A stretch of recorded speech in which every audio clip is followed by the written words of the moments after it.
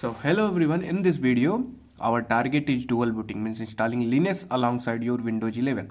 So I have already installed Windows 11 in this computer, and my agenda in this video is to make you aware that how the dual booting work, and so that you can also do. We will also at the end do the troubleshootings and complete setups from the basics, and I will also install all the tools and software as my personal setup, like doing the VS Code setups and installing Podman and virtual machines and etc, etc. Everything will be done, all the personal setups and everything. So these are all the steps that I have written. The first thing I have written is that do at your own risk. It could be riskier for very beginners students who are new to the computers, so it could be risky. So do under the supervision of some expert if possible, or try with the first old laptop.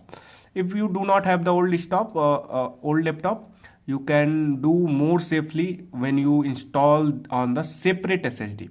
So in this computer already one SSD is installed, means when you buy any computer there is already one SSD installed. So I will move to performance, and here you can see I have a CPU, this is a RAM, and this is a disk. So this is a disk that comes along with the laptop. So for safer user, I will install the Ubuntu here in this disk, not complete in the disk, because in this disk my Windows 11 is also installed. So I will do the dual booting. So for safety purpose, you can install in a separate disk.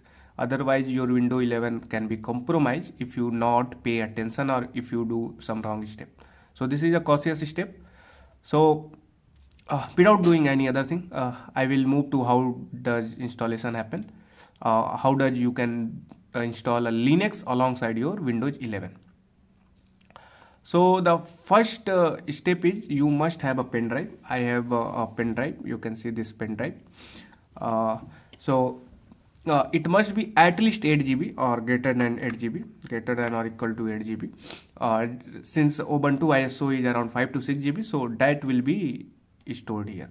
So our first step is to move to the browser and search for Ventoy, and I will search Ventoy. Here I will get a link. I will click on it, and here is the Windows zip. Currently I am in Windows, so I will install this Ventoy. Until it is downloading, I will insert my pen drive in my laptop. This laptop.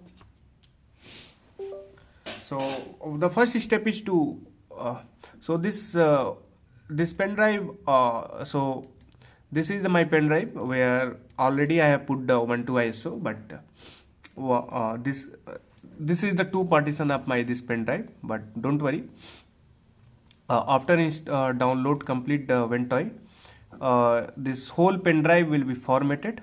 This whole pen drive will be formatted and be bootable. It's already bootable, but I will do it again so that you can understand it. And till it is downloading, let me download also the Ubuntu ISO. So I will search for Ubuntu, just Ubuntu search.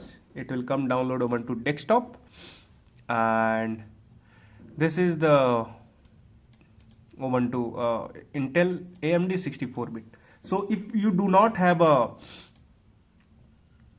if you do not have a ARM based laptop, ARM based CPU, the Snapdragon X Elite like processor, then this is the suitable one for you. So just click on the download. Normal Intel or AMD processors, you can download it. It will get downloaded, and after that this Ventoy, just open it, and I will move to downloads, and this is the Ventoy zip. I will extract it.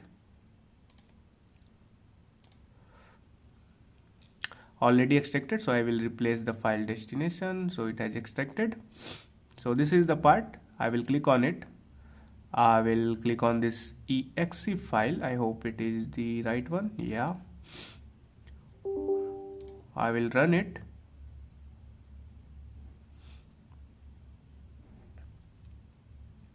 The Ubuntu image is downloading. I have already downloaded, so I will cancel out this because I have already downloaded. So this is the thing. It has selected my SanDisk Cruiser Blade 32 GB. I just click on install. So here already Ventoy installed, but I will. It is saying, do you want to? So this is the Ventoy install. This is asking that you want to upgrade. I don't want to upgrade. I just want to install. Fresh install. So yes, I will do fresh install. All data will be erased. Yeah. So this will make my pen drive bootable. You can use other tools like there are other tools also. You can search over the internet.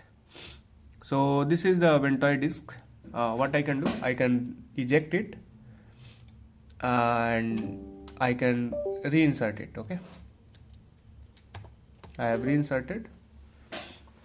So when I have reinserted, you can see that there are two partitions. One is 31 MB, one is 28 GB. So this 31 MB is a partition which makes it bootable. You can think like that. So you don't have to touch it. The downloaded file, whichever the Ubuntu file or any Linux you have downloaded, just copy it. So where is copy button? Oh, here no copy. So I will just click on it, Control C. So it will copy it, and I will paste on this 28 GB drive. Okay. So it is taking too much time. I will not wait because I have already one pen drive just copy pasted. So I will cancel out this part. Okay, and for your confirmation, I will insert this another pen drive which already has Ventoy installed and Ubuntu there. Okay, so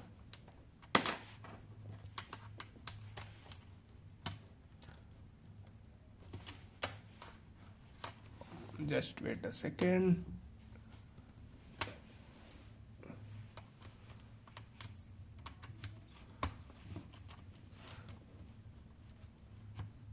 Yeah. So this pen drive already has installed Ventoy, and here one operating system, that is Ubuntu, which is around 6 GB, which has been pasted. Okay, so this step has been done. So what is the next step? Let me close this part. Yeah, so we have made the bootable pen drive. Then I have copy pasted this ISO image which is around 6 GB to my this pen drive. Okay, now next step is where you want to install. So definitely you need a storage. Okay, it can be a separate hard drive or SSD drive, or it could be a part of your SSD. Okay, so I have already one SSD installed in my computer, means by manufacturer itself. 512 GB storage is there. I will search for disks, and here is create and format hard disk partitions. Okay, so let me see what is there. So this is my whole. So this is a disk 0, which is around 476 GB available, means it is 512 GB SSD. This is the pen drive that I have inserted. So if I remove this now, you can see it has been removed. So this is the pen drive, which partition it is showing. Anyway, you don't have to see the pen drive, you have to see this disk 0. Okay, the first step is to see this is the EFI partition. Okay, and this is your main Windows C drive. Here all the this is BitLocker encrypted, and here all your Windows 11 files are there. This is the recovery partition. This is also a recovery partition for your Windows 11. So you have to make sure that you never touch this partition, and this partition. Okay, you cannot touch it now, but you can see that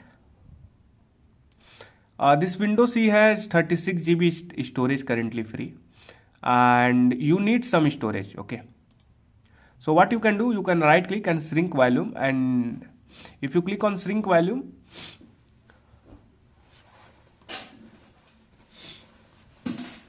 it will take some time, and you can extract some GB of data as a separate partition.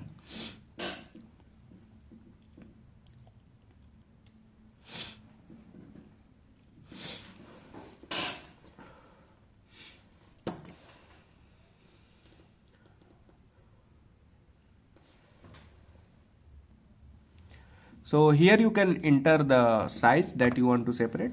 Extract at least 30 GB. So 30 into 1000, 1, 2, 3. So around 30 GB data you can extract out like this. Okay.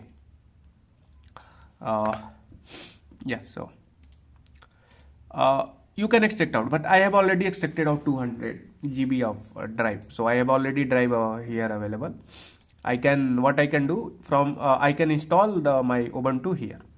Now note one thing, when you will install Ubuntu, it will format not only this partition, it will also format this EF5 partition also. Why? Because EF5 partition is the partition which first boot on, and it decide that where your operating system reside. After installing Ubuntu, this is the C drive. You will install Ubuntu in this drive, this 200 GB. So there are two operating system will be there. One operating system will be Ubuntu on this 200 GB, and one operating system will be on C drive, which is around 275 GB. This information that there is Windows installed and there is Ubuntu installed, this information you can think like that it is stored in the EF5 partition. So whenever you will install Ubuntu, it will be installed in this partition, but the metadata of that part will also be stored here. So these two partitions will be formatted.